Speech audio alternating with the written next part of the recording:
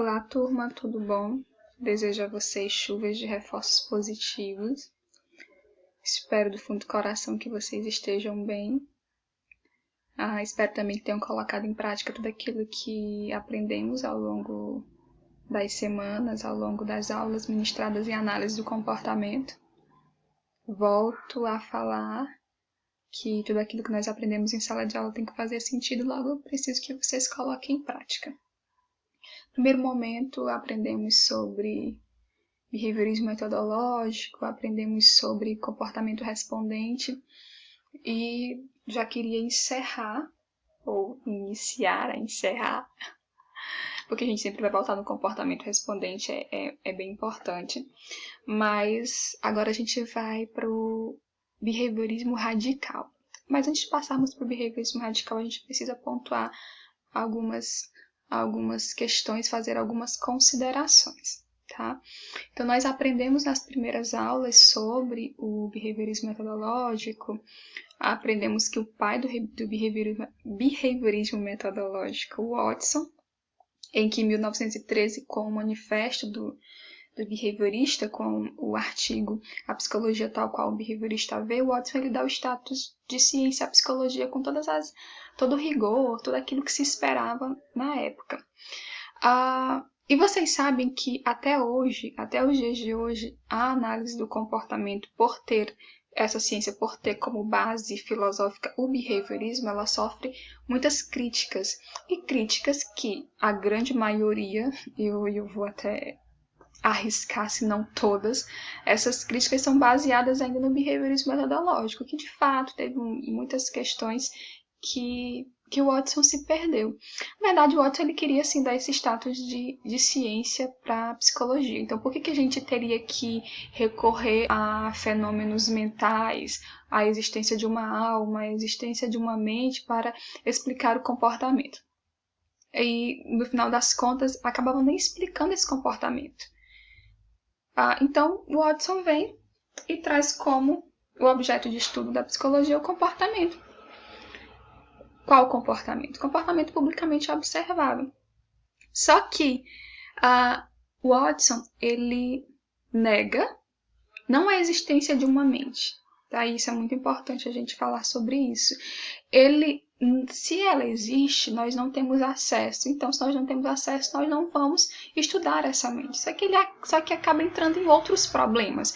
Porque quando ele traz somente o comportamento publicamente observável, e aí a psicologia, então, a análise do comportamento começou a ser conhecida como a psicologia SR, de estímulo-resposta, muito mecânica, muito engessada, por conta de tudo isso, até de uma forma mais pejorativa, mais caricata, como a psicologia do sistema glandular, da salivação. Vocês estão ouvindo o pedreiro do outro lado da rua falar? Tá me deixando aqui um pouco perturbada, mas continuemos, só temos esse horário. Enfim, e aí há diversas críticas, principalmente baseadas nisso, porque foi realizado o estudo das emoções. No entanto, sabemos que o behaviorismo metodológico e todas as questões do comportamento respondente parte do comportamento humano, não é o comportamento humano completo. Então ele falha nesse sentido.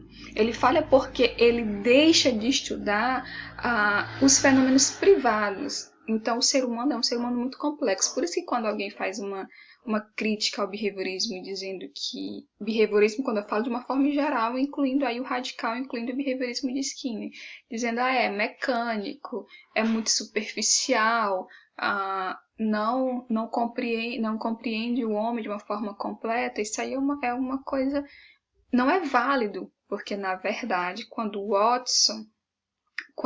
Watson se nega a estudar esses fenômenos, então aí sim poderíamos receber essa crítica por behaviorismo metodológico, porque o Watson se preocupou muito com o método, como é que eu vou fazer dessa forma.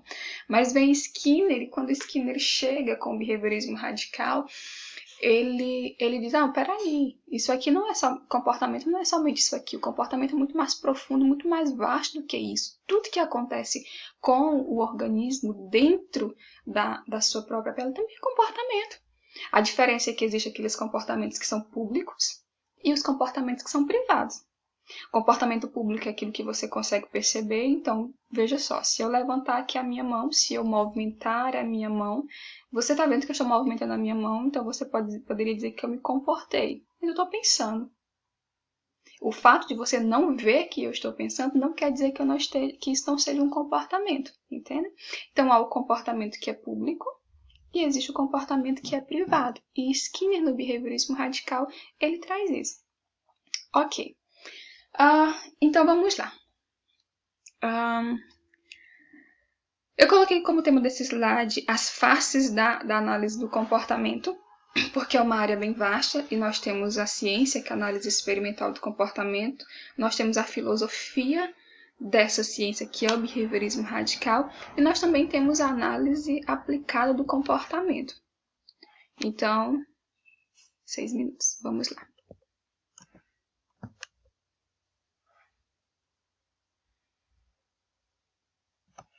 Isso.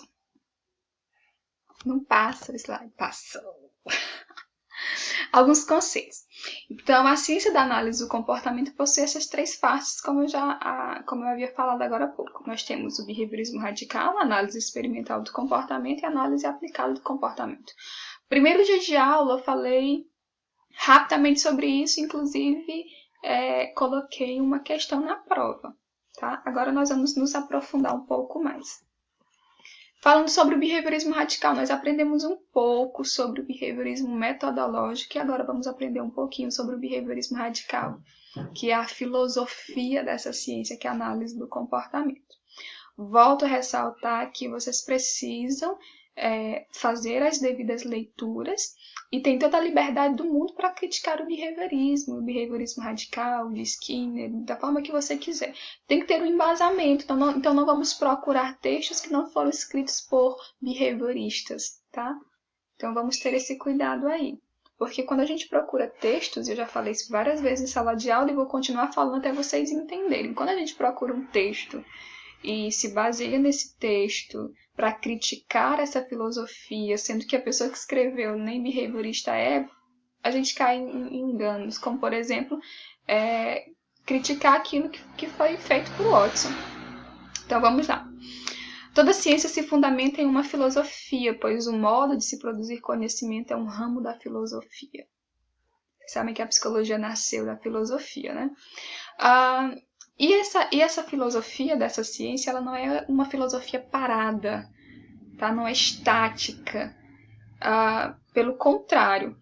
E interessante que você não precisa ser necessariamente psicólogo para você ser behaviorista radical. Aqui nós estamos falando da filosofia de uma ciência. Então, se você é professor, você é pedagogo, você é médico, você pode sim ser um behaviorista radical. Aqui nós estamos falando da forma de um fazer ciência. Tá? Para o behaviorismo radical, todo fazer humano é comportamento.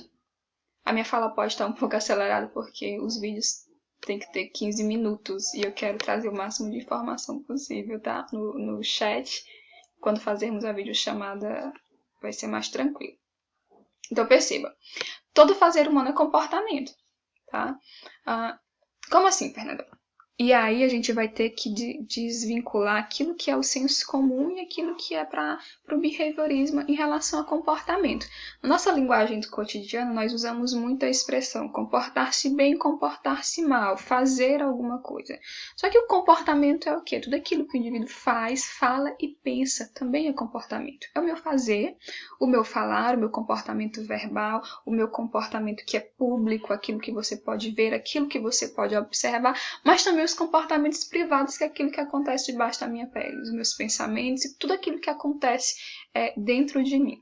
Por conta da nossa linguagem, por conta do nosso português, há algumas situações, algumas expressões, elas podem sim ser mais difíceis para você entender. Mas isso é questão do nosso português mesmo, viu? O ser humano é um todo único. O behaviorismo radical ele é monista e não admite a separação entre corpo e mente e entre alma e corpo. Olha só que coisa interessante. Monista, tá?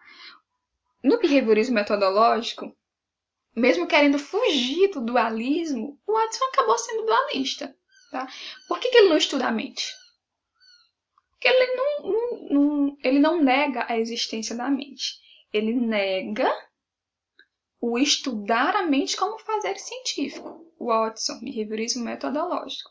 Tá? Então, se ela existe, eu não tenho acesso a ela. Diferente do behaviorismo radical.